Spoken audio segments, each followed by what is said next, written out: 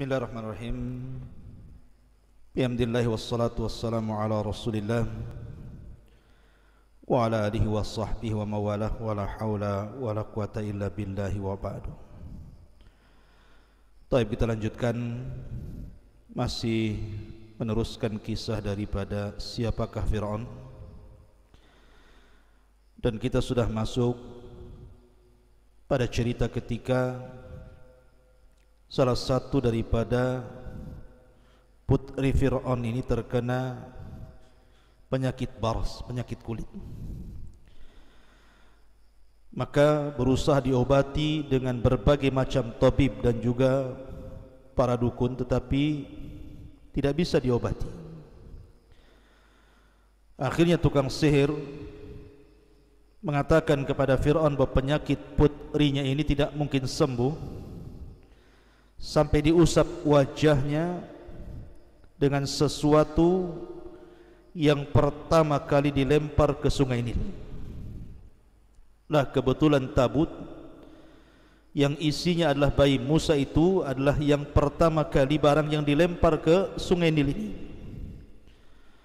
Sehingga ketika anak putri Fir'aun ini berjalan-jalan di pinggiran sungai Nil, tiba-tiba melihat kotak. Akhirnya kemudian dia menyuruh pengawalnya untuk mengambilnya, kemudian dibawa ke istana. Ketika istri Fir'aun, Asiyah bintu Muzahim, melihat kotak itu, ternyata dibuka rupanya ada bayi yang sangat tampan, dan jatuh cintalah Asiyah bintu Muzahim kepada bayi itu, karena memang Fir'aun sendiri tidak punya anak laki-laki, semua anak perempuan yang dilahirkan dari istri-istri Fir'aun ini.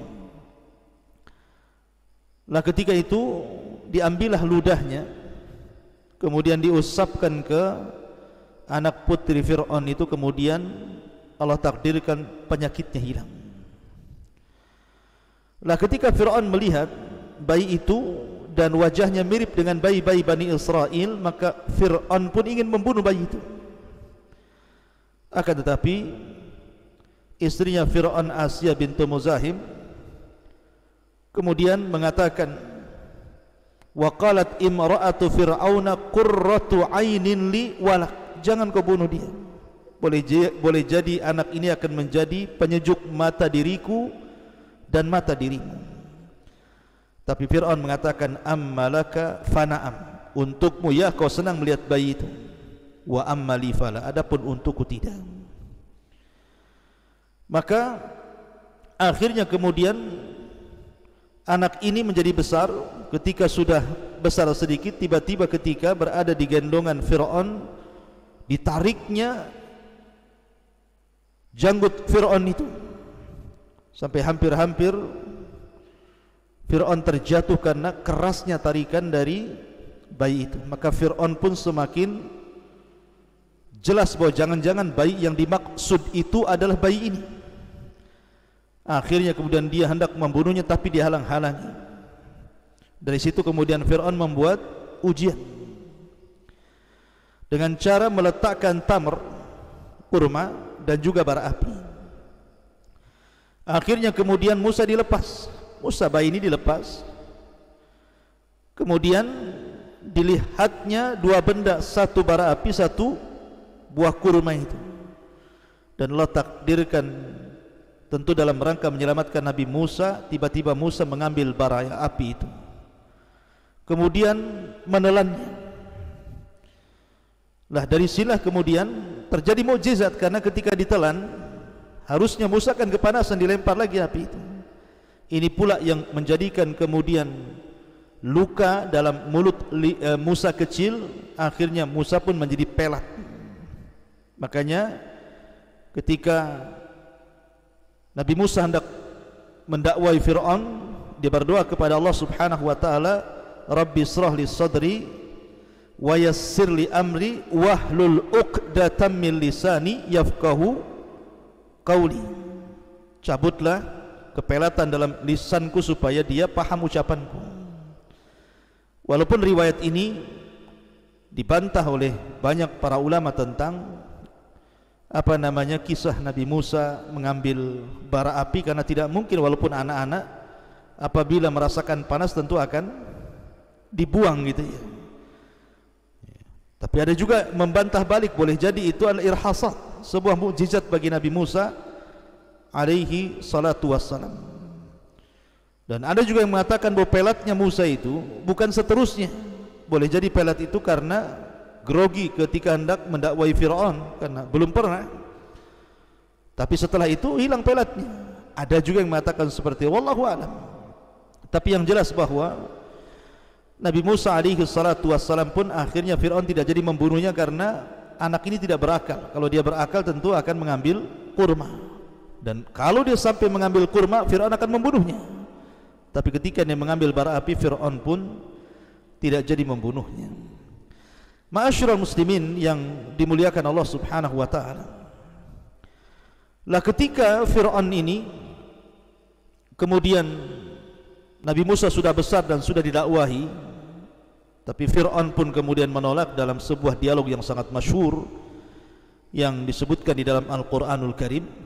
Di antaranya Allah subhanahu wa ta'ala mengatakan, inna rasulu rabbil alamin, sungguhnya aku, kata Musa, adalah utusan Rabb semesta alam, an arsil ma'ana bani Israel, lepaskanlah Bani Israel pergi bersama kami.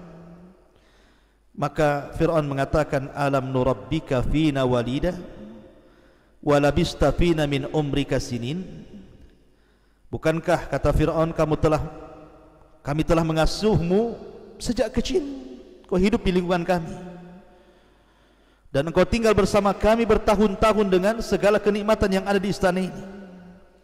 Wa fa'alta fa'alataka allati fa'alta wa anta minal kafirin, dan engkau wahai Musa telah melakukan kesalahan dari perbuatan yang telah engkau lakukan. Artinya Musa pernah membunuh seseorang dan engkau termasuk orang-orang yang tidak tahu berterima kasih. Qala, maka Musa mengatakan, fa'altuha idzan wa ana minadh dhalin, aku telah melakukannya dan ketika itu aku termasuk orang khilaf. Artinya ketika Musa membunuh itu tidak sengaja. Wa farartu minkum lamma khiftukum fa wahaba li rabbi hukman wa ja'alani minal mursalin, lalu aku lari darimu karena aku takut padamu, kemudian Tuhanku menganugerahkan ilmu kepadaku serta dia menjadikan aku salah seorang di antara rasul-rasul. Wa tilka ni'matun tamunnuha alayya an abadda bani Israel, dan itulah kebaikan yang telah engkau berikan kepadaku, sementara itu engkau telah memperbudak Bani Israel. Maka Fir'aun mengatakan, wa ma rabbul alamin, lalu siapa Tuhan yang kau serukan itu, yang kata kamu menguasai alam semesta ini? Maka Musa mengatakan, rabbus samawati wal arwa ma bainahuma in kuntum muqinin, Tuhan pencipta langit dan bumi dan apa yang ada di antara keduanya, itulah Tuhanmu jika kamu percaya. Maka Fir'aun berkata, liman haulahu ala tastami'un, apakah kamu tidak mendengar apa yang dikatakannya? Maka Musa berkata, rabbukum wa rabbu abaikumul awalun, Tuhan wahai Fir'aun dan Tuhan nenek moyangmu terdahulu, itulah Allah Rabbul Alamin. Maka Fir'aun mengatakan, inna rasulakumul ladzi ursila ilaikum la majnun, sungguh rasulmu yang diutus kepadamu benar-benar gila. Maka Musa mengatakan, qala rabbul masyriqi wal maghrib wa ma bainahuma in kuntum ta'qilun, dialah Tuhan yang menguasai timur dan barat dan apa yang ada di antara keduanya jika kamu mengerti. Maka Fir'aun mengatakan, la in ittakhadta ilahan ghairi la aj'alannaka minal masjunin, kalau engkau menyembah Tuhan selain diriku, pasti aku akan memenjarakan dirimu. Maka Musa mengatakan, awalau ji'tuka bi syai'in mubin, apakah engkau akan melakukan itu sekalipun aku tunjukkan kepadamu bukti yang nyata? Maka Fir'aun mengatakan, fa'ti bihi in kunta minas sadiqin, kalau gitu buktikan mana ucapanmu itu. Tiba-tiba Allah katakan, fa'alqa asahu fa idza hiya thu'banun mubin, maka Musa melemparkan tongkatnya, tiba-tiba tongkat itu menjadi ular besar yang sebenar-benarnya. Wa naza'a yadahu fa idza hiya baydha' lin-nadhirin, dan dia mengeluarkan tangannya dari dalam bajunya, tiba-tiba tangan itu menjadi putih bercahaya bagi orang-orang yang melihatnya. Maka Fir'aun mengatakan, qala lil mala'i haulahu inna hadza la sahirun alim. Sungguh dia Musa pasti seorang penyihir yang pandai sekarang. Yuridu an yukhrijakum min ardikum bisihrihi famadza ta'murun. Dia hendak mengusir kamu dari negerimu dengan sihirnya. Karena itu bagaimana pendapat kalian? Qalu, maka para pembesar di sekitarnya, Haman dan orang-orang di sekitarnya mengatakan, arjih wa akhahu wab'ats fil madaini khasirin. Tahanlah untuk sementara dia dan saudaranya Harun itu, dan utuslah kepada seluruh negeri orang-orang yang akan mengumpulkan para penyihir. Ya'tuka bikulli saharin alim. Niscaya mereka akan datang semua penyihir yang pandai untuk membantumu. Wa jumi'as saharatu limiqati yaumin ma'lum. Lalu dikumpulkanlah para penyihir pada waktu yang ditetapkan pada hari yang telah ditentukan. Wa qila linnasi hal antum mujtami'un, dan diumumkan kepada banyak manusia, berkumpullah kalian semuanya, la'allana nattabi'us saharata in kanu humul ghalibin, agar kita mengikuti para tukang sihir jika mereka menang. Maka ketika betul-betul tukang sihir datang, kemudian terjadi duel dan adu tanding antara Musa dengan tukang sihir. Rupanya tukang sihir itu kalah dan bertobat sujud kepada Allah Azza wa Jal. Fa ulqiyas saharatu sajidin qalu amanna bi rabbil alamin. Maka tukang-tukang sihir itu sujud dan mereka berkata, kami beriman kepada Tuhan seluruh alam, Rabbi Musa wa Harun, Tuhannya Musa dan Harun. Dari sini Fir'aun marah dan mengatakan, amantum lahu qabla an adzana lakum. Berani-berani kalian beriman kepada Musa sebelum aku izinkan. Innahu lakabirukumul ladzi 'allamakumus sihr fala sawfa ta'lamun la uqatti'anna aydiyakum wa arjulakum min khilaf wa la usallibannakum ajmain. Sungguh dia pemimpinmu yang mengajarkan sihir kepadamu. Nanti kamu pasti akan tahu akibat perbuatan. Pasti kupotong tangan kalian, kupotong kaki bersilang, dan sungguh akan kusalib kalian semuanya. Lihat bagaimana tukang sihir ini. Di pagi hari mereka kafaratul fajar, tapi di sore hari mereka syuhadaul bararah. Di pagi hari mereka kufur, tapi di sore hari mereka dibantai Fir'aun dan menjadi para syuhada. Intinya bahwa hiwar ini terus dilakukan oleh Musa dan Fir'aun ini. Sebenarnya Fir'aun ini sudah merasa ketakutan dengan Musa dan beberapa kali menghindar dari Musa alaihi salatu wassalam dan hampir mau beriman. Apalagi ketika kemudian Musa menjanjikan kepada Fir'aun ini, wahai Fir'aun, kalau seandainya engkau mau beriman, maka Allah akan kembalikan usia mudamu.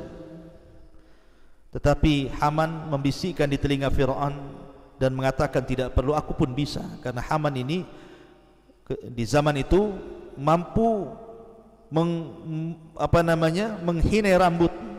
Jadi dari putih dibuat hinai sehingga jadi hitam, nampak muda, kemudian diberikan celak yang banyak kepada Fir'aun sehingga nampak muda lagi. Jadi Haman ini berusaha merayu Fir'aun agar jangan ikut Musa. Akhirnya Musa balik lagi tidak ikut, tidak ada keinginan untuk beriman kepada Nabi Musa. Sampai suatu ketika Jibril datang, kemudian datang kepada Fir'aun dan mengatakan, wahai Fir'aun, tentu malaikat ini dalam jasad, dalam bentuk manusia ya. Jadi kata Jibril ini dalam bentuk manusia, wahai Fir'aun, lau amana, wahai Fir'aun, bagaimana pendapatmu lau ra'aita sayyidan ahsana abdahu, kalau seandainya kau melihat ada seorang tuan yang sangat baik kepada budaknya, wa manahahu kulla syai'in, dan tuan ini memberikan segala sesuatu yang dikehendaki budaknya. Thumma jahada sayyiduhu, tiba-tiba budak ini kurang ajar pada tuannya. Wada'annahu sayyid, dia pula ngaku bahwa dia adalah tuannya. Famal iqab, kira-kira budak yang kurang ajar ini apa yang pantas hukumannya? Kata Fir'aun, gharq, dia harus tenggelamkan. Maka Jibril meminta agar fatwa dari Fir'aun itu dicatat kemudian distempel. Makanya ketika di hari kemudian terjadi penenggelaman oleh Allah Fir'aun dan bala tentaranya, Jibril datang. Nampak Jibril dan mengatakan, hadza fatwak, ila fatwamu wahai Fir'aun. Kau yang mengatakan seperti itu. Karena Jibril ini ingin memberikan sebuah kinayah. Seolah-olah Jibril ingin mengatakan bagaimana kalau seandainya Allah sudah menciptakan seorang hamba, memberikan segala sesuatu dari apa yang dikehendaki hamba, tiba-tiba hamba ini kurang ajar kepada Allah dan mengaku dia pula Tuhannya, maka apa kira-kira hukumannya? Kata Fir'aun, gharaq, tenggelam. Maka Fir'aun Allah tenggelamkan. Ma'asyiral muslimin yang dimuliakan Allah Subhanahu wa taala.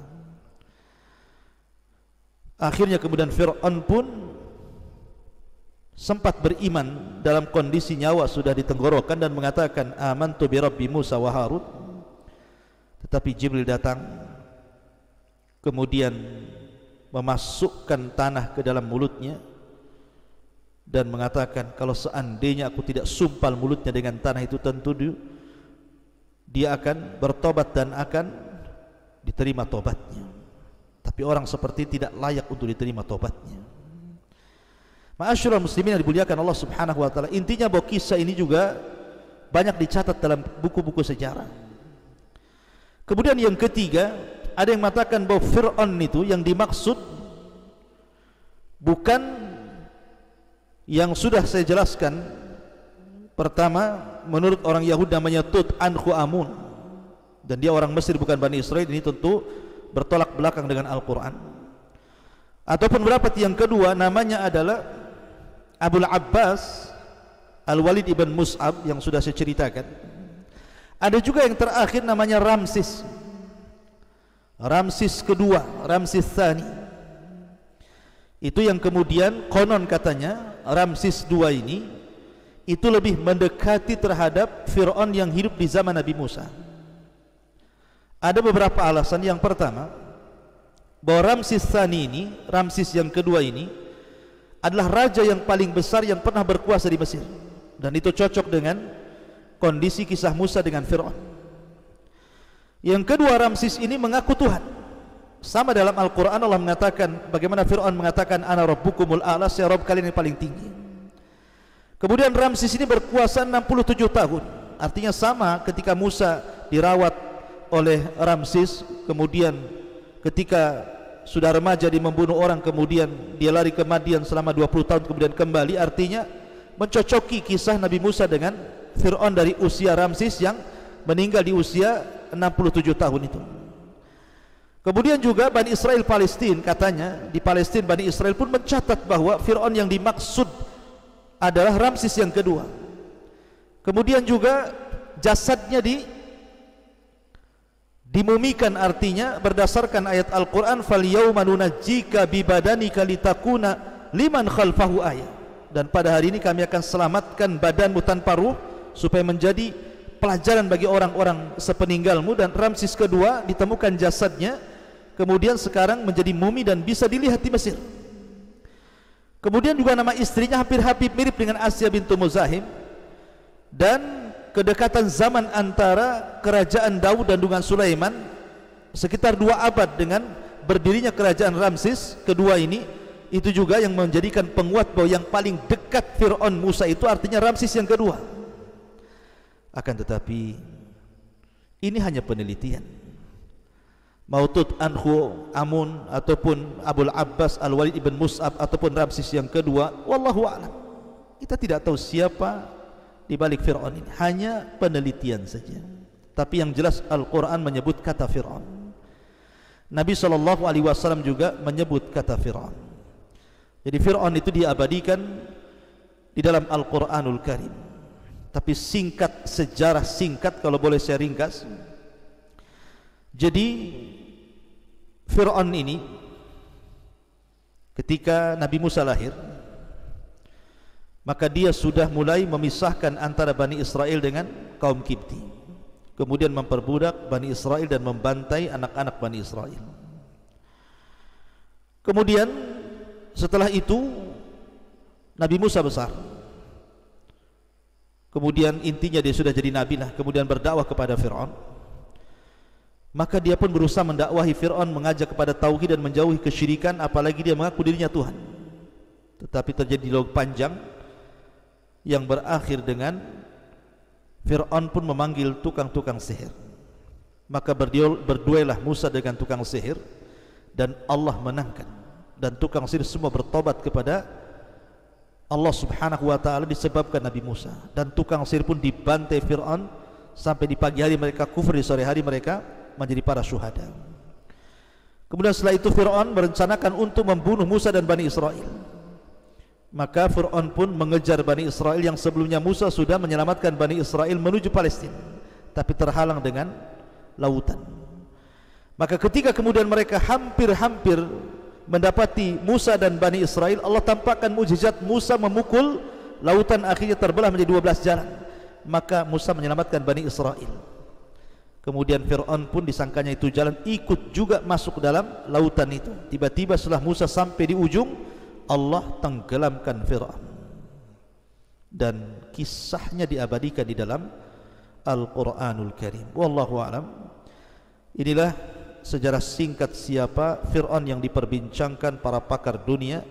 Mudah-mudahan menjadi sebuah pengetahuan dan diambil ibrah dan pelajaran. Fa'tabiru ya ulil absar. Subhanakallah bihamdika asyhadu an la ilaha illa anta astaghfiruka wa atubu ilaik. Allah ta'ala. Assalamualaikum warahmatullahi wabarakatuh.